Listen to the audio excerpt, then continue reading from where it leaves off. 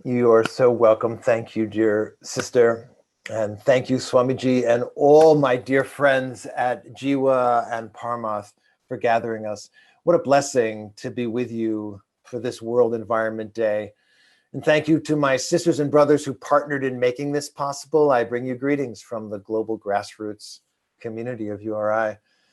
It's so beautiful to see so many friends who are together in this gathering. It feels like the family is together once again, and my heart is full. And a deep bow to our sacred musical inspirers, Deva Premal and Mitten. My wife Michelle and I are among the many who have joined you every day during this lockdown to be blessed by the beauty of the spirit transmitted through your beautiful music and your beautiful beings. Dear friends, our world is weeping. Our world is weeping amidst planetary suffering that extends throughout the human community in this time of global pandemic and the human diseases of bigotry, prejudice, and the sickness of superiorities that destroy lives and crush souls. And our Mother Earth herself weeps as she suffers and is torn asunder, her environment poisoned by humanity's ignorance and excess. As the indigenous peoples of the planet have taught us, this ground upon which we walk is the ground of our aliveness, of life itself, a home we share with our plant and animal siblings. Each step we take is an opportunity for powerful connection to all that is and all that has been and all that will be. This air, the air we breathe, is our connection to spirit. Each breath literally our inspiration, a radical statement of our aliveness. We breathe in that which our sister and brother plants breathe out. And with each breath, we affirm the interdependence of all life. You know, in many traditions, water represents the life force. The earth is mostly comprised of water. Our bodies are mostly comprised of water. Water is our teacher. When waters from different rivers come together, one does not try to be higher than the other. They find a common level. One water does not stay separate from the other. They mix and become one.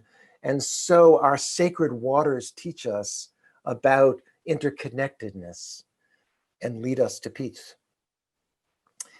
Too often in our past, people of different beliefs have seen one another as competitors over truth. Too often, the religions of the world have taught doctrines of domination and dominion over the earth, but no longer. As some of you know, I've spent quite a bit of my life in India, traveling and teaching, and for a time living along the banks of the great Mother Ganga in Varanasi.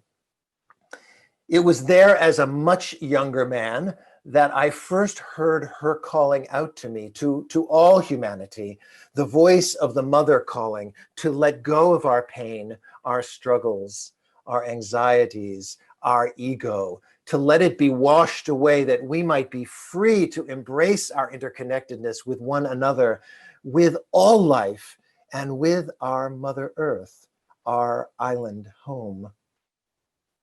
And today, this World Environment Day, she calls us again to move into the sadness and grief of our separateness from ourselves, from each other, and from our planet, and to know that separation is illusion. There is no science versus faith. There's no secular versus sacred.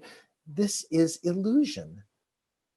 Like the aspen tree groves that cover the hillsides of the Rocky Mountains in the country where I live, it may appear as though the trees are separate from each other, each standing defiantly on its own, and yet not.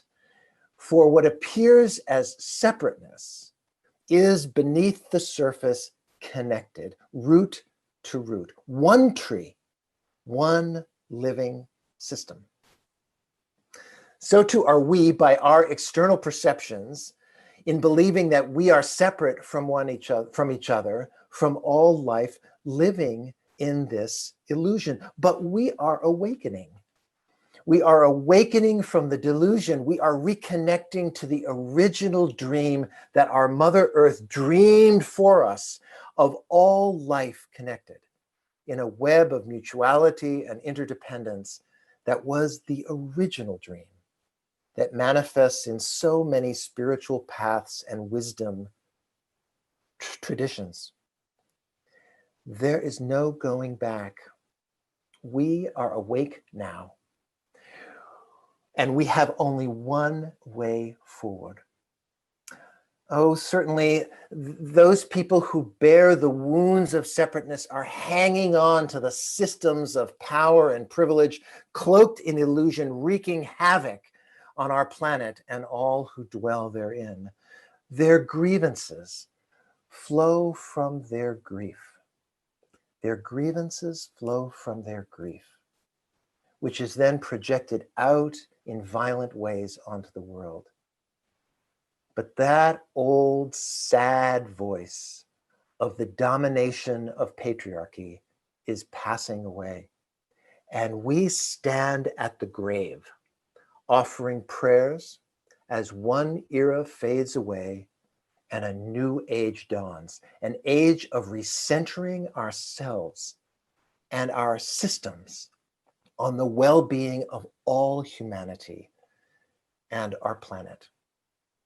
So let me close with the words of my spiritual mentor, the Reverend Dr. Howard Thurman, African-American Christian and universal mystic and teacher who spoke into an earlier time of deep conflict, of the wholeness that lies at the heart of humanity and of all life.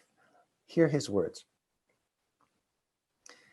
There is a wholeness that must abound in all we do, that marks with reverence our every step, that has its sway when all else fails, a wholeness that wearies out all evil things and warms the depths of frozen fears, making friend of foe, and lasts beyond the living and the dead, beyond the goals of peace and the end of war.